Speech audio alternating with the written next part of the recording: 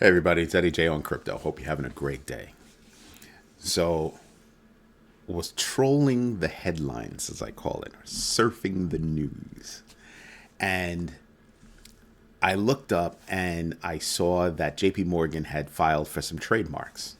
One of them kind of alludes to a crypto wallet. Now, that makes sense. If you've been paying attention to my videos, I've been saying that, traditional financial institutions, banks like a JP Morgan would be smart to create their own wallets. Why? Because they have existing customers already. They want to introduce those customers to crypto in a controlled environment. They also know that crypto represents a way for people to move away from traditional finance. This is a way to keep those people within the fold. Okay, so that is very interesting to me. Let's see what happens, because it doesn't mean that they're going to do it. It just means that they filed for some trademarks. Know what I mean? So I'm paying attention to that. Then you have some U.S. lawmakers led by Elizabeth Warren that are asking Fidelity again to back away from its Bitcoin 401k plan. Now, that's pretty flippin' interesting considering, I don't know the depth of her knowledge about the space. And if this is just one of the options that Fidelity offers, I don't know if I agree with her position. Actually, we know that I don't agree with her position, because I could easily say, well, I want some of my money to be in Bitcoin, some of my money to be in stocks, bonds, options, whatever, money markets. I have 50 million different ways that I can place my money toward my retirement. And you're hoping that if I'm dealing with an organization such as Fidelity that has $4.5 trillion in assets under management, that it would be okay. Okay. So I think about things like that. All right. That's really what I think about. We have other things like Genesis, which could be the next big, shoe to drop, saying, listen, bankruptcy is possible, right? It's a possibility. We don't see it as imminent, but it is possible. They have yet to get, somebody that's forked up the $1 billion. And I keep saying it's possibly because Genesis could be worth more, as parts being parceled than it is as a whole. So there could be a reason why. And, I can pick up your assets and not pick up your business, and do well with your assets and not take on any of the burden of your business, let's say. So that's a big option. And that could be what some of these players that have the money can do. If you're thinking about Binance, there's kind of a conflict of interest that could actually happen that would make them say no, because they're an exchange. And if you look at the business that Genesis is in as a lender, that might not be, a good thing to be, a good place to be. It could be very conflicting. Then you have Binance and, you have Binance CZ, the CEO, CZ, as well as Brian Armstrong, from the CEO of Coinbase, saying, hey, look, listen, Vitalik Buterin has a very good idea about what we should do to offer more transparency in, customer holdings. So a combination of two technologies. One is a Merkle tree, and the other one is ZK Snark, which is also known as a zero knowledge, succinct, non-interactive argument of knowledge, which is ZK Snark. That's the term for it. And what it basically means is everybody's account basically becomes a node. And then on top of the layer of security on that node comes ZK Snark, which adds another layer of security so that you can go in and see your stuff, the value of your stuff, what you've got, without seeing over the fence into others. And that could be a very good thing for people to be able to say, well, I know what I'm holding. My only issue with that, it does offer transparency. I just don't know if it offers a true, segmenting of funds. Meaning, if, a good, let's say if there's a good, Binance is good, Coinbase is good, there's a good custodial environment, that it would still protect me should that custodian go belly up. I don't know if it offers that level of protection. So until I can see how that would work, even if I didn't see, I'm still gonna. I know how to. I know how to handle my own digital assets. So that's what I'm going to do. I keep very little, if at all, on a custodial wallet. I handle my transaction. I move it off into a wallet that I control. My keys, my crypto. So those are things that I contemplate as I look at this, and so it keeps spinning in my head. Now, something that's really cool that I've been paying attention to is Mattel. Mattel dropped Hot Wheels. I'm a still kid at heart, and I used to love playing with my Hot Wheels. Well, they had an NFT release for Hot Wheels, and it did amazingly well, making about $5 million for them, easy, right? Well, they plan on launching their own dedicated environment to all the brands that they have. We're talking Barbie, American Girl, obviously Mattel, Barney. Like, they have a lot of well-known names, iconic names. Hot Wheels is iconic. Barbie, I don't think you can get any more iconic than that. And they would release that on their own platform. That would be a big move because they currently released the Hot Wheels NFTs on Wax, but they plan on building launching their NFT dedicated platform using Flow. So I don't know if they would move whatever they have from Hot Wheels over to Flow, if they would just leave it where it is and whatever's new would go into the new environment. That could be incredibly hot. That's really good news for Flow. Like, really, really, really good news for Flow. Big news, right? So I'm looking at that and I'm going, that's some positive, far-reaching stuff, right? This last one, I'm actually going to read you some names. You have Sherrod Brown, Democrat from Ohio, Jack Reed, Democrat from Rhode Island, Chris Van Hollen, Democrat from Maryland, and Tina Smith, who is also with Elizabeth Warren on the Fidelity piece, all talking about looking at SoFi. And the reason why they want to take a deep dive into SoFi is because they believe SoFi has created an environment where it's prone to pump and dumps. They're looking at specifically a blog post on SoFi's website that spoke about Doge. And when they're looking at Doge, they're saying, well, Doge has no real use case, no unique features. And that's an environment that's, very volatile for investors. And they're saying, well, we just don't understand how that works. So let's communicate and let's look at how you're doing things. And I think that could wind up being far reaching for SoFi, right? I think that could be very messy for SoFi going forward.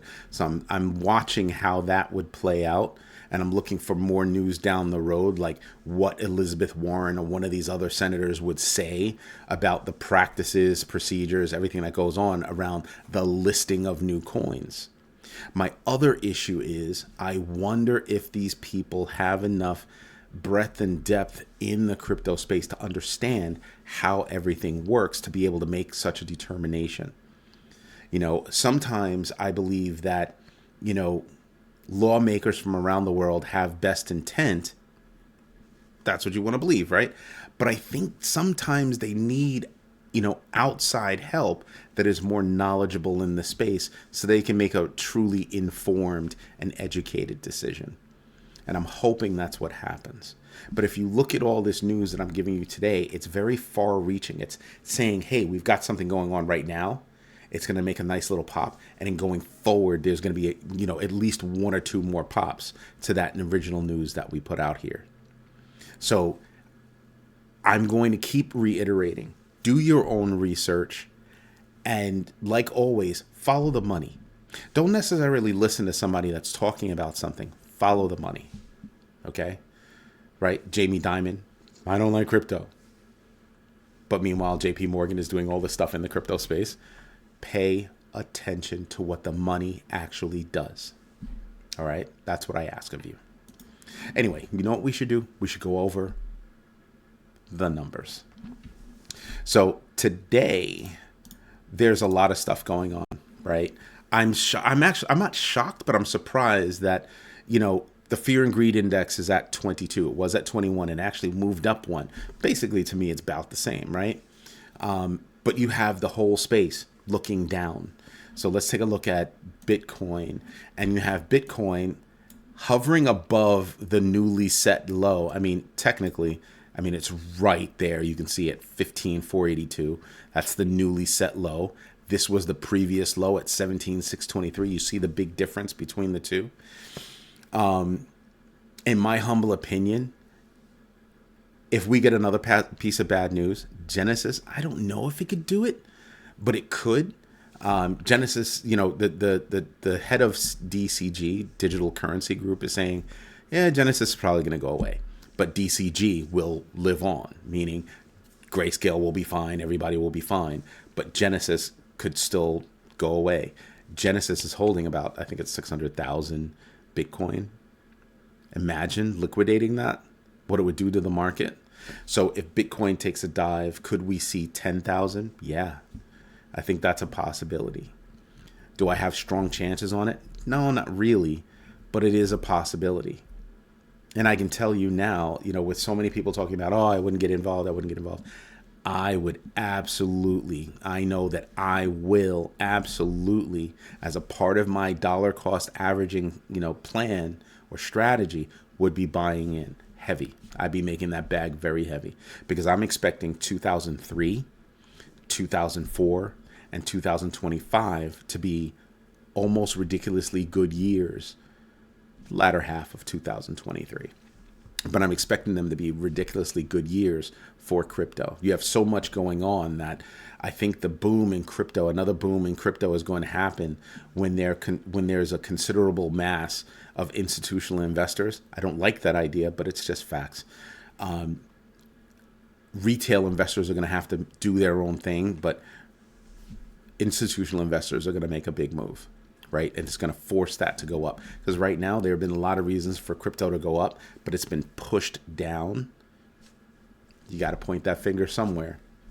I'm just saying. So I think we've got a long way to go before we can get back up to, you know, the 17s, even 17, you know, the new low. You can see the difference between the two, the yellow line here, blue line there, and even longer to get back up to, you know, a 25,000 all the way up here. These are just facts. Well, you know, not all the way up there, but all the way up here.